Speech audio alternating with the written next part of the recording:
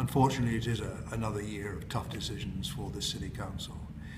This afternoon I'll be looking at or commenting on the budget that lies ahead for 15-16 and the years beyond, and the consequence of having to take out in 15-16 rather than in excess of £150 million out of the City Council's revenue budget. The consequences are quite dire. We will have over the next 2 to 3 years to reduce the workforce yet again. Since 2010, we've come down from 20,000 full-time equivalents, that's excluding the school-based workforce, to something like 13,000 FTEs in 2014. By the time we get to 2017-18, that workforce will have reduced probably to around 7,000.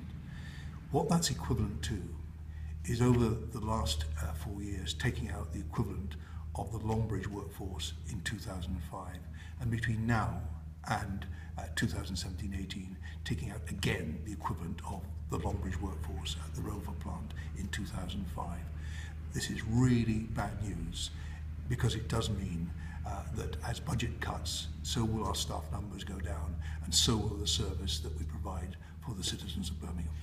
I'm hoping that we can work with the staff as carefully and as intensively as possible. We have to ensure that the right support mechanisms are in place to assist the staff through these changes, to develop new skills that some of them will need, whether they stay with us or indeed whether they go on to find employment elsewhere.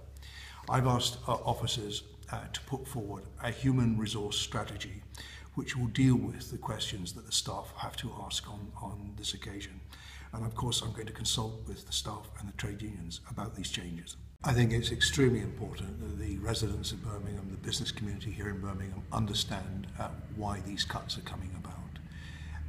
I have talked about the jaws of doom over the past 2 years, and the message does not seem to have got home that this inevitably is has led to major cuts, and these cuts are going to go on for the next few years. We have seen a loss of services, but the people out there in the streets of Birmingham, in the homes and the houses of Birmingham, haven't noticed that to any real great degree up to now.